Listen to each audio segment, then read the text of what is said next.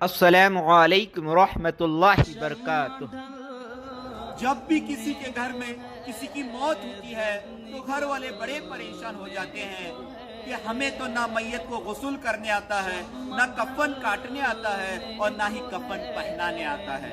हम क्या करें, परेशान हो जाते हैं और लोगों के मोहताज बन जाते हैं। मैं आज आपके सामने मर्दों और औरतों को गुस्ल मैयत का तरीका और कफन काटने का तरीका और कफन पहनाने का तरीका बहुत ही आसान तरीके से प्रैक्टिकल करके दिखाऊंगा। आपसे गुजारिश है कि ये वीडियो को इतना फॉरवर्ड करें कि दुनिया के हर मुसलमान तक ये वीडियो पहुंच जाए और तमाम मुसलमान मैयत के मसाइल आसानी से सीख लें और जब भी उनके घर में किसी की मौत हो जाए तो वो खुद ही कफन काटें, गुस्ल करें और कफन पहनाएं। जब भी किसी की मौत का वक्त करीब आए और अलामतें पाई जाएं तो मरने वाले का चेहरा किबले की तरफ कर दें। आप देख सकते हैं या इस तरह से भी लिटा सकते हैं आप लोग कि पांव किबले की तरफ हो जाए और अगरबत्तियां सुलगा दें। ये इस वजह से क्योंकि खुशबू आए और सूरह यासीन शरीफ पढ़ते रहें और कलमा अशहदु अल्ला इलाहा इल्लल्लाह व अशहदु अन्ना मुहम्मदुर रसूलुल्लाह की तलकीन करते रहें ताकि मरने वाले की जुबान पर आखिरी कलमा तैयबा अशहदु अल्ला इलाहा इल्लल्लाह व अशहदु अन्ना मुहम्मदुर रसूलुल्लाह। जैसे ही मौत वाक़िया हो जाए मैयत की आंखें बंद कर दीजिए और एक कपड़ा इस तरह से बांधे ताकि मैयत का मुंह खुला ना रहे और हाथों के उंगलियां वगैरह सीधा कर दें और पाँव के अंगूठे को इस तरह से बांधे मिलाकर और पेट पर एक मुनासिब वजन, यानी आप देख सकते हैं यहाँ पर मैंने चादर किस तरह से रखा, ये थोड़ा वजन है, ये इस तरह से रखेंगे पेट पे ताकि फूल ना जाए पेट। फिर पहला हम कफन काटेंगे। अगर मैयत तकरीबन 5 या 5.5 फुट की है, यानी तकरीबन लंबाई में मेरी जितनी है और चौड़ाई में भी मेरी जितनी है, तो मर्द के लिए 11 मीटर कपड़ा लगता है और औरत के लिए 12 मीटर कपड़ा लगता है और चौड़ाई में 1.5 मीटर 1.5 मीटर कपड़ा लगता है। पहला हम कफन को धुनी देंगे खुशबू की, ये इस वजह से क्योंकि कफन में खुशबू आए। इस तरह से धुनी देंगे, ताक़ायदात में देंगे, 3 मरतबा देंगे हम लोग। इस तरह से देंगे धुनी, 1 2 और ये 3। फिर पहला हम कफन में से धज्जियां काटेंगे। याद रखिए कफन काटने का तरीका बहुत आसान है, कैंची से इस तरह से पहला मार कर ले, ये आप देख सकते हैं। फिर उसके बाद इस तरह से आप लोग आराम से फाड़ सकते हैं। पहला हम कफन को इस तरह से काटेंगे कि मैयत के कद के साइज से आप देख सकते हैं। यहाँ पर ये पहला कपड़ा है, ये तीनों बिछाया है मैंने।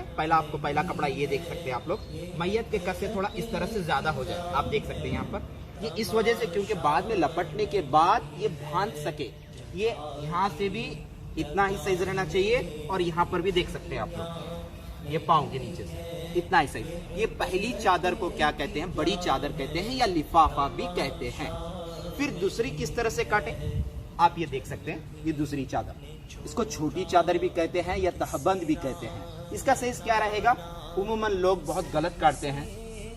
इसका साइज सर से लेकर, आप देख सकते हैं, सर से लेकर पांव तक रहेगा इसका साइज। इसको हम लोग तहबंद भी कहते हैं, आसान जुबान में छोटी चादर कहते हैं। फिर उसके बाद उसके ऊपर हम लोग कफनी काटेंगे। याद रखिए कफनी का तरीका इस तरह से है, इसका साइज जो है इस तरह से लेना है। उम्मन लोग इस तरह से बड़ी काटते हैं, इसकी चौड़ाई देखिए इस तरह से रहना चाहिए, आप देख सकते हैं यहाँ पर चौड़ाई इस तरह से रहना चाहिए और ये डबल रहना चाहिए, आप देख सकते हैं डबल रहना चाहिए। ये डबल इस तरह से कर दें। इसका आसान तरीका ये है कि इस तरह से ले लें इसकी चौड़ाई, इसको डबल कर दें, यहाँ से लेकर यहाँ तक ले लें।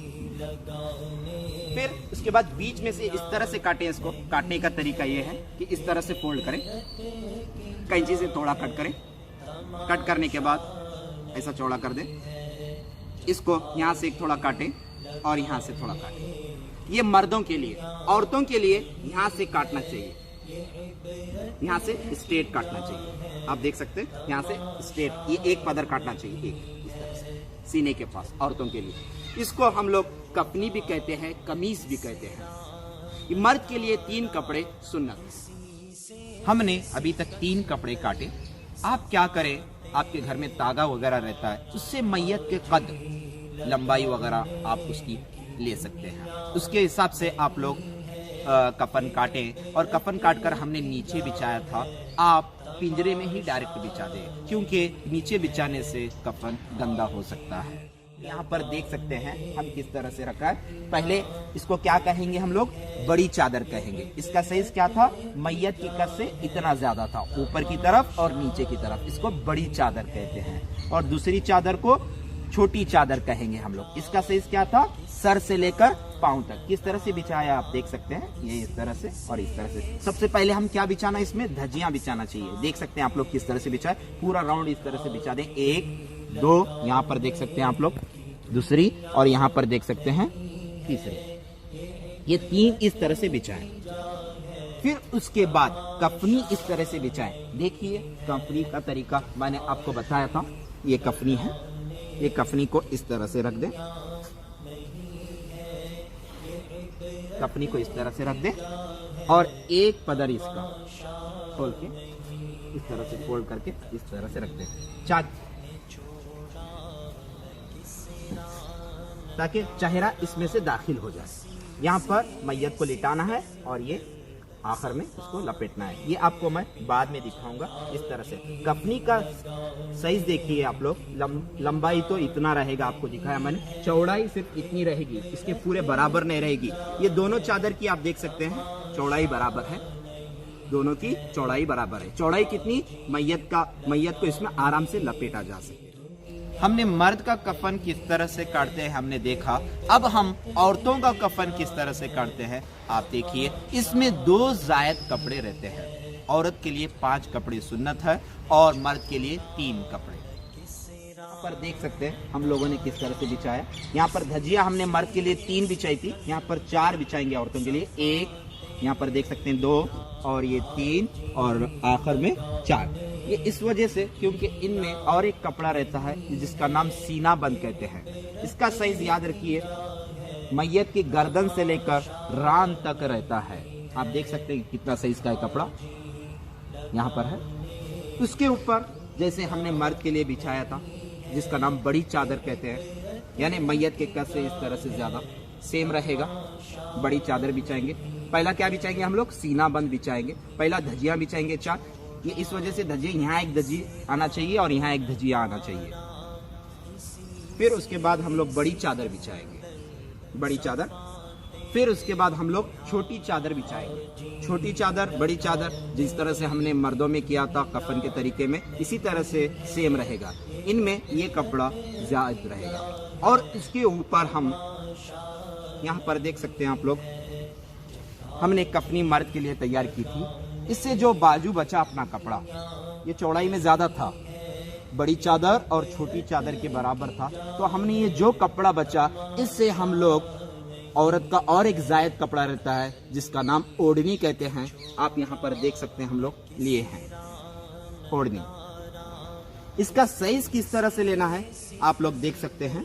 साइज चौड़ाई में 1 कान की लो से, यहाँ देख सकते हैं आप लोग, 1 कान की लो से दूसरी कान की लो तक चौड़ाई में इतना रहना चाहिए। और लंबाई में कितना बोले तो 3 हाथ रहना चाहिए। ये इस तरह से करें आप लोग, ये हाथ पकड़े, 1, ये इस तरह से फोल्ड कर दें, 2, और ये 3 पदर हो गए। आप देख सकते हैं 1 2 3, ये 3 पदर करना है चौड़ाई। 3 हाथ लेना है, 3 हाथ लेना है। तो हम लोग इसको, पहला हम लोग क्या बिछाए थे, पहला हमने धजियां बिछाई थी।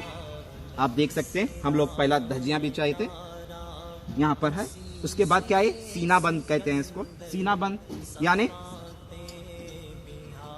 बगल से लेकर रान तक कपड़ा था, इतना ही है, बगल से लेकर रान तक। फिर उसके बाद बड़ी चादर, जिस तरह से मर्द के लिए बिछाते हैं। उसके बाद क्या बिछाते हैं हम लोग? मर्द के लिए छोटी चादर बिछाते हैं, इसी तरह से औरतों में भी सेम है। उसके बाद हम लोग ओढ़नी बिछाना है। ओढ़नी कितनी? कमर से लेकर, देखिए इस तरह से लेकर ये इस तरह से फोल्ड होगा, ये मैं आपको बाद में बताऊंगा। इस तरह से रख देंगे, आप देख सकते हैं यहाँ कमर से लेकर आधी कमर से देख सकते हैं, इस तरह से रखना है। उसके ऊपर हम लोग कफनी लेना है। कफनी आप देख सकते हैं यहाँ पर, ये कफनी यहाँ पर हम लोग कफनी, औरत के लिए कफनी, यहाँ से ये मर्द के लिए था, इस तरह से काटे थे। औरत के लिए यहाँ से और थोड़ा काटेंगे हम लोग, इस तरह से काटेंगे औरत के लिए। फिर इसको हम लोग बिछाएंगे, इस तरह से बिछाएंगे। आप देख सकते हैं ये ओढ़नी है, ये ओढ़नी और सीना बंद, इनमें ज़ायद कपड़ा रहेगा।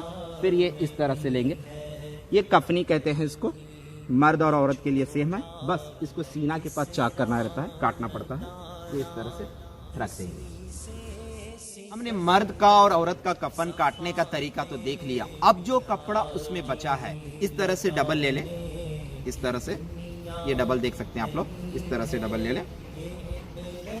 डबल लेके साइज देखिए, मर्द के लिए यहाँ से नाप से लेकर घुटनों के नीचे तक इस तरह से बिछाएं मैयत के ऊपर। उसके बाद गुस्ल दें, क्योंकि गुस्ल करने वाला मैयत का सित्र को नहीं देख सकता और बगैर हाथ में दस्ताने पहने हुए उसको टच भी नहीं कर सकता। इस वजह से ये डबल इस वजह से कर दें क्योंकि उनका सित्र जाहिर ना हो जाए। औरतों के लिए इस तरह से कपड़ा काटें, कंधे से लेकर पूरा पाँव तक, वो भी डबल करें। इस वजह से क्योंकि उनका सित्र ना चमके ना ही दिखाई दे, इस वजह से। अब जो कपड़ा बचा हमारे पास, ये जो एक कपड़ा बचा, ये जैसे ही गुस्ल करने के बाद पोंछने के लिए, पानी पोंछने के लिए आहिस्ता से पोंछें, ये काम आएगा। कमीज काटने के बाद ये जो हमारा इधर का कपड़ा जो बच गया था, औरतों के लिए तो ओढ़नी थी, फिर नीचे भी थोड़ा कपड़ा बच जाता है उसका, तो उससे हम लोग है ना दस्ताने बनाएंगे। आप देख सकते हैं दस्ताने किस तरह से रहते हैं, इस तरह से दस्ताने, कितने साइज के दस्ताने बना दें। हमने मैयत को घर से उठाकर गुस्ल मैयत के तख्ते पर लाए। मैयत को लाने से पहले हमने 3 बार तख्ते को अगरबत्ती की धूनी दी। जिस तरह से हमने कफन को दिया था 3 मरतबा, ये इस तरह से 1 और ये 2 और ये 3 मरतबा। ये इस वजह से क्योंकि गुस्ल कराने वाले को मैयत की बदबू ना आए। फिर इसके बाद मैयत के कपड़े उतारे। अगर उतारने में मैयत के कपड़े अगर मैयत को तकलीफ पहुंचती है तो कैंची से कट करके निकालें। एक बहुत ही अहम मसला याद रखें, जो मैयत को नहलाने के लिए बेरी के पत्ते डालकर गर्म पानी किया जा रहा है, अगर आपका वजू नहीं है, अगर आपने उसमें ये उंगली डुबो दिया या नाखून भी डुबो दिया तो वो पानी से मैयत को गुस्ल नहीं कर सकते, उससे गुस्ल ना होगा। इसीलिए आप सब लोग पहला वजू कर ले। अगर आपने उसमें अपनी उंगली भी डाल दी, वजू करने के बाद उंगली भी डाल दी, तो वो पानी से गुस्ल मैयत होगा, उसे कर सकेंगे, वो पानी पाक रहेगा। हमने ये जो डबल कपड़ा काटा था तो इस तरह से बिछाए। फिर उसके बाद हमने मैयत के कपड़े निकाल डाले और यहाँ पर पाँव के अंदर जो हमने पट्टी बंधी थी और चेहरे पर बंधी थी वो भी निकाल डाला और जो भी अंगूठी वगैरह है सब कुछ निकाल डाला। फिर उसके बाद ये दस्ताना हमने काटा था, ये इसको उल्टे हाथ में लपटे, इस तरह से आप देख सकते हैं, उल्टे हाथ में लपटे।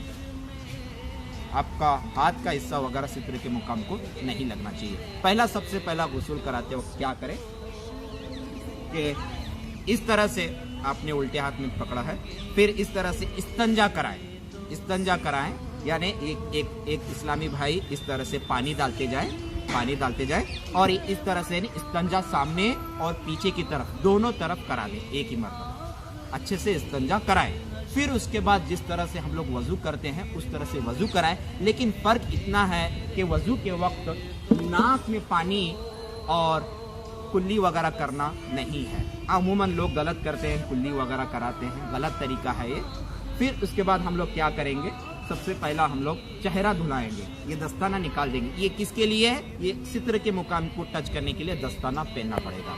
इस तरह से आपके पास 3, 4, 5 दस्ताने होंगे, वो बार बार यूज कर सकते हैं आप लोग। तो फिर किस तरह से करना है? पहला हम लोग चेहरा धुलाना है। इस तरह से चेहरा धुलाएंगे पूरा अच्छी तरह से, पूरा 1 बार, 2 बार और ये 3 बार चेहरा धुलाएंगे। फिर उसके बाद एक इस्लामी भाई पकड़ेंगे इस तरह से, तो ये हाथ धुलाएंगे 3 मरतबा। वजू किस तरह से करते हैं हम लोग? इस तरह से, ये इस तरह से 3 बार पूरा पानी बहाएंगे। फिर पानी लेंगे, याद रखिए 2 जग लीजिए और 2 बकेट लीजिए, आपको आसानी होगी। फिर इस तरह से सीधा होने के बाद फिर उल्टा हाथ इस तरह से 3 मरतबा धुलाएंगे। फिर उसके बाद सर का मसा करेंगे। आप देख सकते हैं सर का मसा इस तरह से करना है, इस तरह से सर का मसा करेंगे। फिर उसके बाद हम लोग पाँव धोएंगे। आप देख सकते हैं यहाँ पर, तो ये जग लेंगे, लेकर ये पाँव, सीधा पाँव अच्छे से धोएंगे, पूरा 3 मरतबा धोएंगे, पूरा यहाँ तक धोएंगे, पूरा यहाँ पर भी पहुँचाएंगे, उंगलियों में पहुँचाएंगे, हाथों की उंगलियों में भी, यहाँ पर भी पानी पहुँचाएंगे अच्छे से। फिर यहाँ पर भी अच्छे से पानी पहुँचाएंगे, पहला सीधी तरफ, फिर बाद में उल्टी तरफ। ये 3 मरतबा करेंगे। फिर पाँव धोने के बाद हम लोग कपास ले लें, कॉटन कपास लेकर, या आप लोग कपड़े का भी इस तरह से बना सकते हैं। कपास लेकर देखिए यहाँ पर इस तरह से होठों को और इस तरह से दांतों में, मसोड़ों में वगैरह इस तरह से पाक कर दें। फिर इसको फेंक दें। फिर उसके बाद और एक कपास ले लें, तो इसको नाक में वगैरह इस तरह से पूरा भिगो कर, हाँ ये भिगो कर ऐसे ही नहीं करना चाहिए, भिगो कर इस तरह से साफ कर। साबुन वगैरह है तो सर के बालों को, अगर दाढ़ी वगैरह है तो दाढ़ी और सर के बालों को साबुन से धो लें, या खालिस पानी भी काफ़ी है, तो साबुन से धो लें। और फिर बाद में इस तरह से आप लोग ये भी साबुन से धो सकते हैं। उल्टी करवट लिटाएं। उल्टी करवट लिटाने से क्या होता है? सीधी तरफ ऊपर आ जाता है, ये उल्टी करवट। ये याद रखिए आप लोग, ये सित्र का मुकाम नहीं दिखना चाहिए। ये इस तरह से कपड़ा लपेटते जाए, इस तरह से ले लें। फिर यहाँ पर आप लोग पानी इस तरह से पूरा यहाँ पर पाँव तक पूरा बहाएं, ये इस तरह से। ये सीधी करवट पहली। फिर उसके बाद उल्टी करवट, इस तरह से उल्टी करवट पर भी इस तरह से पानी कंधे से लेकर पूरा यहाँ तक पाँव तक बहाएं। याद रखिए पूरा यहाँ पर अंदर इस तरह से पानी डालें। आप देख नहीं सकते सित्र के मुकाम को, और आप लोग बगैर दस्ताने के उसको छू भी नहीं सकते। इस तरह से पानी आप जोर से डालें पानी, लेकिन याद रखें कम से कम पानी इस्तेमाल करें, क्योंकि कल कयामत में एक चीज का हिसाब किताब होने वाला है। अगर पानी आप इसराफ करेंगे तो ये मना है, नाजायज है। तो फिर उसके बाद थोड़ा मैयत को इस तरह से उठाएंगे, थोड़ा उठाएंगे, ज्यादा नहीं। फिर नरमी से हाथ फेरेंगे। याद रखिए दस्ताना पहने आप हाथ में, दस्ताना पहन कर हाथ फेरेंगे, ये भी ख्याल रखें आप लोग। दस्ताना इस तरह से हाथ फेरेंगे, और कुछ निकले तो धो डालें, दोबारा गुस्ल की हाजत नहीं है, गुस्ल करने की जरूरत नहीं है।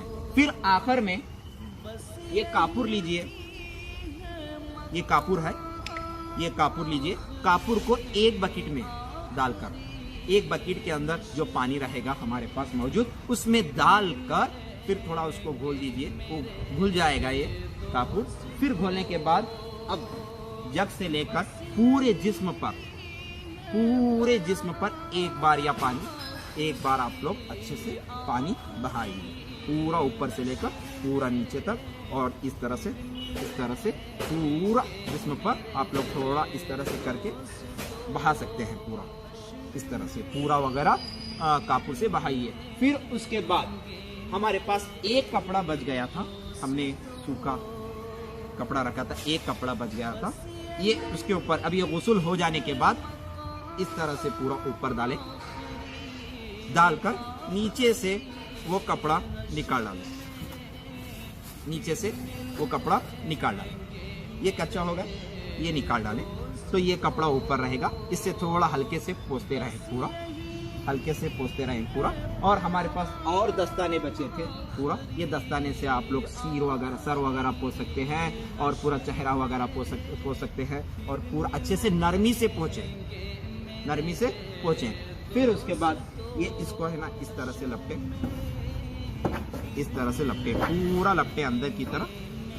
फिर अब मैयत को अब नहलाने के बाद ये कपड़े के साथ हम लोग पिंजरे में लेके जाएंगे। मर्द और औरत का गुस्ल एक ही तरह है, लेकिन ये बात आप याद रखें, मर्द के लिए हमने कपड़ा लिया था जब गुस्ल करते वक्त, हमने नाभ से लेकर घुटनों तक, हमने घुटनों के नीचे तक कपड़ा लिया था डबल। लेकिन औरतों के लिए यहाँ से लेंगे पूरा, यहाँ गर्दन से लेकर पूरा पाँव तक कपड़ा लेंगे डबल। उसके बाद उनको गुस्ल देंगे। और एक बात का ख्याल रखें, औरतें नेल पॉलिश इस्तेमाल करती हैं, वो रिमूवल के ज़रिए से निकालें, फिर उसके बाद उनको। हमने मैयत को गुस्ल करने के बाद मैयत को यहाँ पर ला कर रखे हैं पिंजरे में। तो आप देख सकते हैं हमने ये सूखा कपड़ा ऊपर था अपने, तो हमने रखा इस तरह से, कफनी का आधा सरा हमने इस तरह से रखा था। तो इनके गर्दन के अंदर इस तरह से डाल देंगे, जो काटा था हम लोग इस तरह से कर देंगे, पूरा बिछा देंगे अच्छे से। फिर नीचे का कपड़ा निकाल देंगे। बहुत सारे लोग ये नीचे का कपड़ा ऐसे ही रहने देते हैं। अल्लाहु अकबर। 3 कपड़े सुन्नत हैं मर्द के लिए, और औरत के लिए 5 कपड़े सुन्नत हैं। उसके बाद शहादत की उंगली से, शहादत की उंगली से बिस्मिल्लाहिर्रहमानिर्रहीम पेशानी पर लिखें, रहीम ला इलाहा इल्लल्लाह मुहम्मद रसूलुल्लाह सल्लल्लाहु तआला अलैहि वसल्लम। तो यहाँ पर सीने पर लिखें। फिर दिल पर या रसूलुल्लाह लिखें। यहाँ पर औलिया कामिल के नाम भी लिख सकते हैं आप लोग, नाप से ऊपर ऊपर। ये अंगुष्ठ से लिखना है, यानी उंगली से लिखना है, शहादत की उंगली से, ना ही किसी चीज़ से लिखना है। और उसके बाद बहुत सा गलत रिवाज चला है लोगों में कि सुरमा लगाते हैं, ये खिलाफ सुन्नत है। मैयत को गुस्ल के बाद सुरमा नहीं लगाया जा सकता। फिर तमाम जिस्म पर खुशबू मलें। फिर सजदे की जगह पर, जैसे ही हम लोग नमाज में सजदा करते हैं, जहाँ जहाँ 7 हड्डियों पर हम लोग कापूर लगाएं। आप देख सकते हैं यहाँ पर पेशानी पर एक, ये इस तरह से कापूर लगाएं। फिर नाक पे 2, फिर सीधे हाथ पे, सीधे हाथ पर, फिर उल्टे हाथ पर, फिर ये घुटने पर पहला सीधी तरफ लगाएं, फिर उल्टी तरफ लगाएं, फिर सीधे पांव पर, फिर उल्टे पांव पर। फिर उसके बाद हम लोग ये चादर लपटेंगे, ये इस तरह से। पहले उल्टी तरफ लपटेंगे, पहला उल्टी तरफ लपटेंगे, ये इस वजह से क्योंकि सीधा ऊपर आ सके। यहाँ पर देख सकते हैं आप लोग, हमने पहला उल्टी तरफ लपटा, इस तरह से लपटेंगे। फिर उसके बाद सीधी तरफ,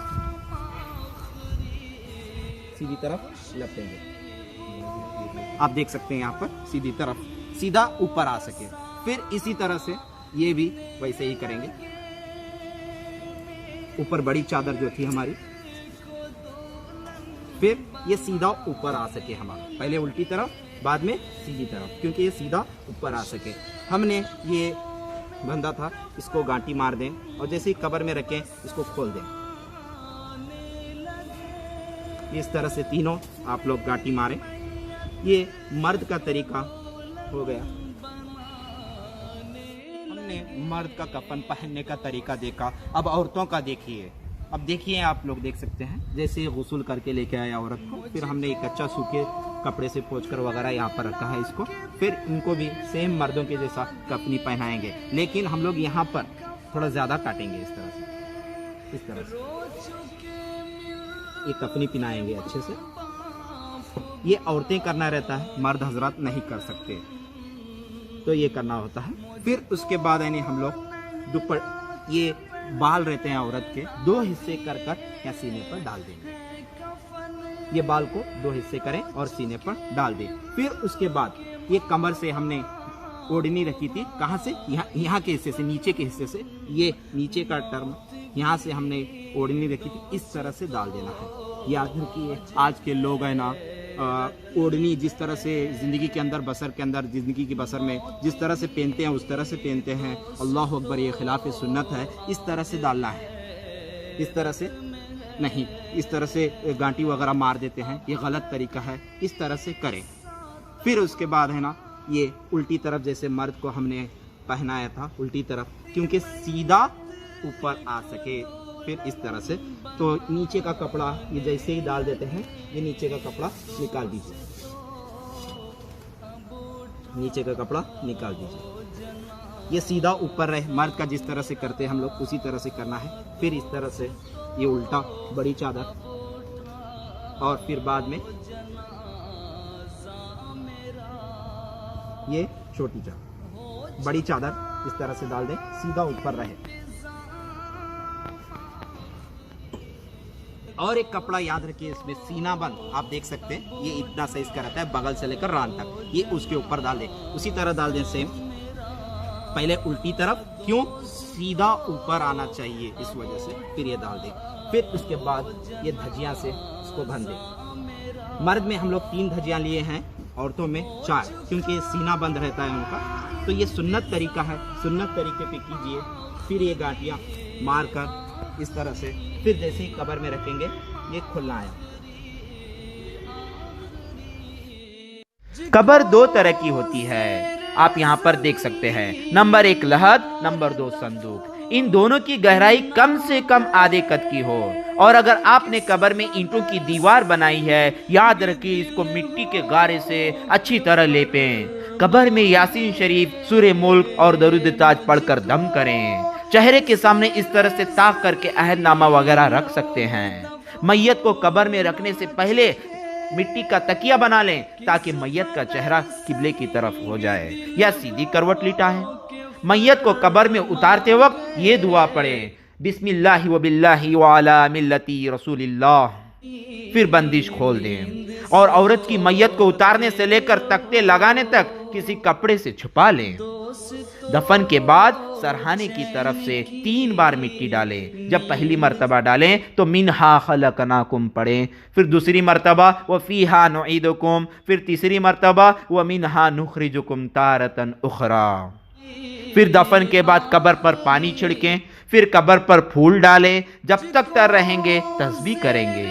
दफन के बाद सरहाने सूरे बकरा की शुरू की आयत अलिफ लाम मीम ता मुफलिहून तक पढ़ें और कदमों की तरफ आखिरी रुकू की आयत आमना रसूल से लेकर खत्म सूरत तक पढ़ें। फिर हदीस शरीफ में आता है, इसके बाद तलकीन करें, यानी कब्र के सरहाने खड़े होकर 3 मर्तबा यूं कहें, फला बिन फलाना, यानी मैयत का नाम लें और उसकी माँ का नाम। मसलन फारूक बिन आमीना, फारूक बिन आमीना, फारूक बिन आमीना।